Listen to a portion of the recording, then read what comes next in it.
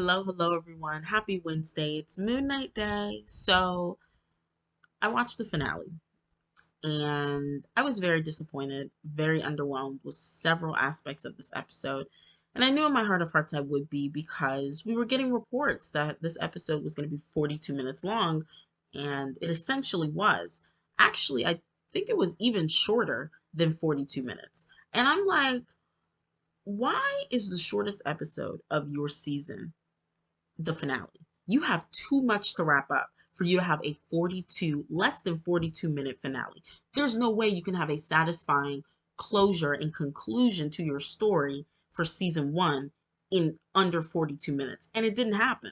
So we're in a situation now where I have to wait until season two, if we're even getting a season two, to have a full and complete story for season one. That's ridiculous. Why, why, why? Once again, these TV shows for the MCU, my big issue, they always focus on the future. They don't focus on the here and now. Why can't you just focus on the story you have right here and wrap that up efficiently? Like, what was that final 10 minutes? What was that?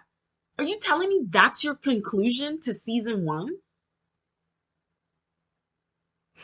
That is the result of having to cram everything together because you couldn't recover from your slow pacing. With 6 episodes, you have to keep things moving. There's no reason why it took 6 episodes for Amit to appear. No excuse. That should have happened 2 episodes ago. And if this show had 4 more episodes, I would be so hyped. I would be so hyped. But it doesn't.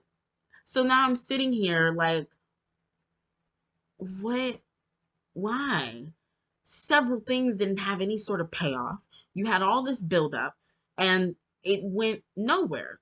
For example, Jake Lockley. Let's start with him. We're just going to bounce around. So, wackest reveal ever. And no, I'm not talking about the post credit scene because for all of that, you could have had Jake Lockley's first appearance, official appearance, be that post credit scene.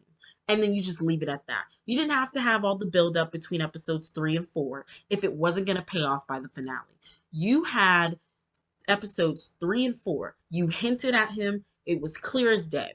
Then we get to episode 5. Story wise, it would make the most sense to bring in Jake Lockley because we're exploring Mark's origin and how his personalities came to be. But you don't include Jake for whatever reason. Okay, cool. Then we get to episode 6, and all this action is happening. Mark is pinned down. I'm like, okay, Jake's gonna come in and kick some ass, right? No, not exactly. Because once again, all the violence happens off screen. Once again, all the blood is spewed via a blackout sequence. And at this point, I'm pissed off. Why did you even bother advertising your show, market your show as something that's a little more bloody, a little more violent, when you knew damn well that wasn't the case? You knew it wasn't the case. Every violent action scene in this entire season has been covered by a blackout sequence. Every single one of them. And I don't understand people who are saying we had bloody moments. We had, you know, a bloody action scene. What scene are you talking about? What show are you watching? Because all of that happened off screen. I'm not understanding how you're not disappointed. I'm very disappointed. And what did I say? I said if they bring in Jake Lockley within the last 2 episodes, he's going to be a plot convenience or an ex machina. And in this case, he was a plot convenience because when Mark comes to, the threat is neutralized. Harrow is neutralized. And it is only because of the blackout sequence that they're able to win. So the main threat we've been following since the beginning of the series is neutralized off screen. I don't even like Hera as a villain. I really don't. But you don't think we would have wanted to see Jake or Mark or Steven deliver the final blow? Like you've been building to this the entire series. Why even have the build up to Mark and Harrow fighting if you weren't going to show the final blow?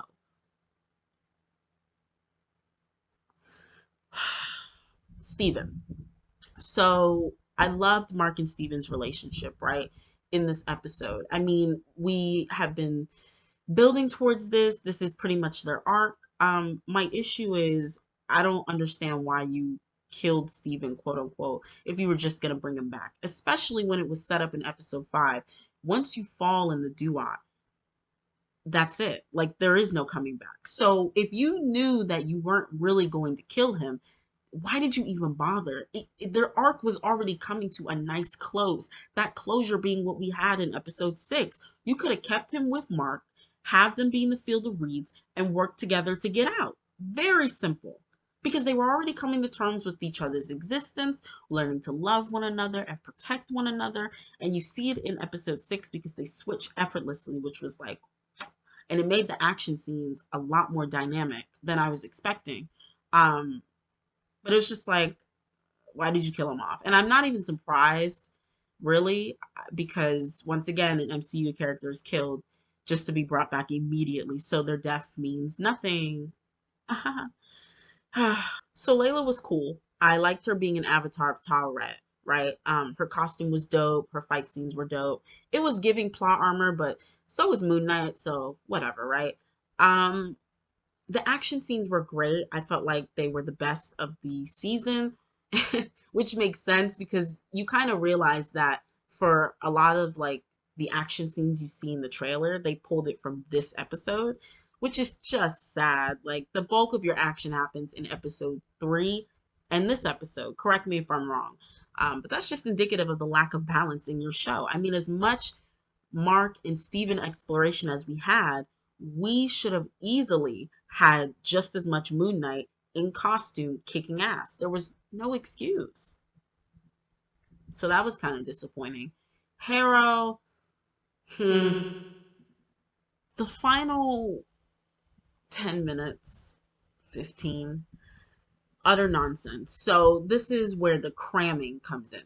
They defeat Amit. They wrap it in a nice little bow via some type of spell that I don't know if we were introduced to prior to this episode. And then we kind of bounce around. He's in the asylum, and then he's in the real world, and then he's back in the asylum. And there's so many questions. Like, so is Amit gone for good?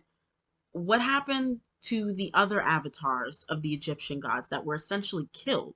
Does that not bring about serious repercussions? Like, so many questions that are not going to be answered for a very long time, if ever. That's another thing. I wish we explored like the Egyptian lore more, especially because it plays such a big part in Moon Knight. So, all in all, is this my favorite MCU show? No. I think Hawkeye reigns supreme. Is this the best MCU show? In totality, no. I don't think so. I think there are certain aspects of Moon Knight that reign supreme, like how they tackle mental health and his origin story.